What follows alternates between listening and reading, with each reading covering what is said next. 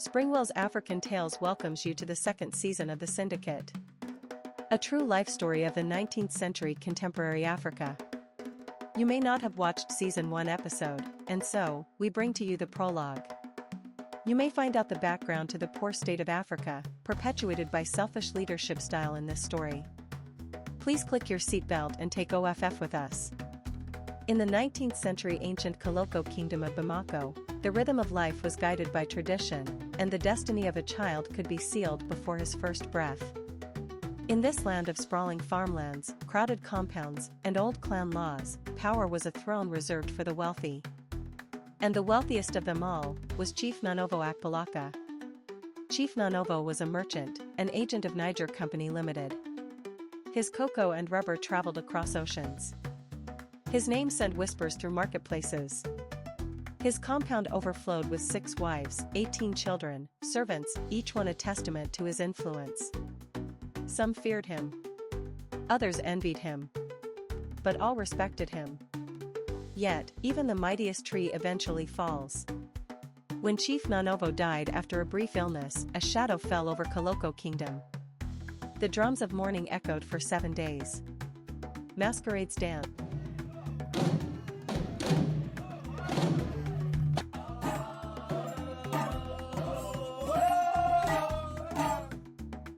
Rituals were performed. But behind the feasts and ceremonies, a storm quietly gathered. For in Koloko, a man's death was never just the end of a life, it was the beginning of a clan war over inheritance. And hidden in the middle of that storm, was a little boy named Makolo Egu Akbalaka, the 15th son of the chief's 6th wife. He came into the world quietly. But life had already chosen noise for him. When the time came to divide the late chief's estate, ancient customs returned with iron fists. Lands, plantations, livestock, everything was shared among the older sons. But children under 10? They too were shared, as property. And so, at just 5 years old, Makolo was taken, ripped from the comforting arms of his mother, and handed over to his older half-brother, Otoba Akbalaka, not as family, but as inherited property. This, the elders called tradition. Makolo would later call it the day his childhood ended. From that sorrowful morning, Makolo's life took a path lined with servitude, hunger, beatings, and endless chores in the faraway Toloba township. What should have been years of play became years of suffering. But destiny is a clever sculptor. In Toloba, through hardship and pain, Makolo met another boy, Koduki, a fellow victim of a master's cruelty. 2 strangers. 2 broken boys. Bound by pain, strengthened by hope, and destined for something far greater than their beginnings. This is the story of how million destinies of African children were altered by traditions. A story of attempts to freedom from tradition-induced servitude, but caught by societal ills. A story of courage, friendship, and the desperate search for a better life. A story that exposes the backgrounds of a better percentage of African sojourners in foreign land, in search of greener pastures. For beyond the forests, the mountains, and the ancient customs, lies the capital city, Tokoko, a place where dreams can rise, or be destroyed. This is where Makolo's journey of altered destiny begins. Link to Season 1, https://youtube.be/nrwfcottf94. And now, The Syndicate Season 2. Happy viewing! In every great journey of life, there lies a chapter no one prepares for. A moment where dreams collide with reality, and the city that once promised hope, shows its teeth. This is the story of Makolo and Koduki, 2 young men from the Koloko Kingdom who came to Kotola City in search of destiny, but instead, were greeted with a strange atmosphere, homelessness, and despair. Kotola City. Here we come. And no going back. A city where the noise never sleeps and the air never rests. Makolo and Koduki arrived with one dream in their hearts and one bag each in their hands. But dreams don't buy shelter. And Kotola showed them that immediately. They roamed around the motor park, searching for a familiar face, a contact. Anyone who could point them to a resting place. They shared their thoughts about the capital city of their nation. Koduki. Is this the Kotola we heard much about? Makolo. Maybe our luck will meet us tomorrow. Tonight, we have to think about where to sleep. Days rolled into nights, and nights rolled into hunger. Makolo and Koduki survived on sachet water and leftover snacks bought earlier in the day. The motor park was full of life and full of danger. Hustlers moving around, load carriers with locally woven baskets on their heads, conductors shouting destinations, and pickpockets weaving through crowds with sharp eyes. Here, children grew into hustlers, hustlers grew into criminals.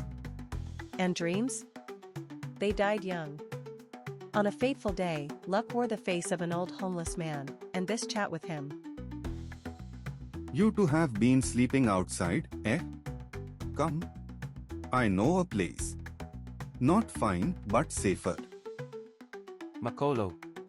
Should we trust this old man? At this point, what choice do we have? He looks harmless. Him. He led them to a small makeshift kiosk built with wooden planks nailed together, a hole for a door, and space just enough to hide their bags. The man didn't just give them shelter, he introduced them to work manual and backbreaking labor, loading and offloading heavy goods for small pay. For more than a month, the motor park became their world. And then came Adololo. Charming and friendly. A man who always seemed to have things under control. What Makolo and Koduki didn't know was that Adololo was a tout, a political thug, and a criminal known in several dark corners of Kotola. But his smile? Deceptively warm in this dialogue. Did you boys came from Koloko side?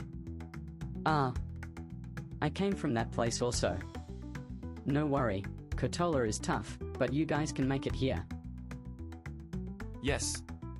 We came from Koloko Kingdom. Weeks passed, and Adololo kept showing up, checking on them, giving them packed restaurant food, sharing stories. Then one afternoon, he dropped the offer that sounded like salvation. To the two desperate young men, he was a gift from above, and they jumped with excitement at the offer. Hope lit their faces instantly.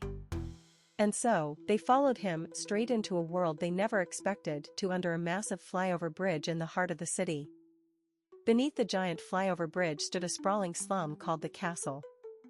Ruled not by kings, but by criminals, street lords, and the hungry. Adololo opened the door of his small shanty, a one-man space, already overpacked.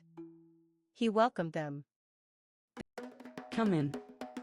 Though it is not a beautiful place, it is better than that motor park. They squeezed in, unaware they had stepped into a trap. Adololo, still playing a rescuer, instantly had this dialogue with them. What do you guys plan to do in this capital city of Bamako? To work as houseboys, save money, and return home proud. Okay. Good plan. I will take both of you to the labor office tomorrow to apply for the job. But tomorrow never came. And neither did the next one. Days turned into weeks, and every day Adololo said the same thing, just relax.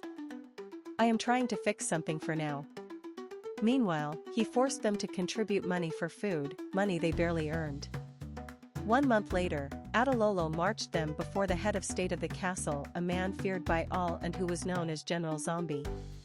He roared at the new arrivals in a husky voice. Welcome to the castle. Here, we have rules. And the rules have consequences. He pointed at a rusted metal rod on the ground and continued. If you misbehave here, you will test that over there. And this is very important. You belong to your bank owner. Until you can build your own bank. And you must obey whatever he tells you to do. Makolo swallowed hard. Koduki's knees shook. Their hearts dropped. They had unknowingly surrendered their freedom. Back inside Adololo's bunk, their owner sealed their fate with this instructions. Now, listen to me, both of you. As from today your names have changed. Makolo. Your name has become Jaguda. And you, Koduki? Your name is Izagan. Me, and everyone in this castle will call you by your new names. This is part of the rules here. Do you understand? Koduki, terrified.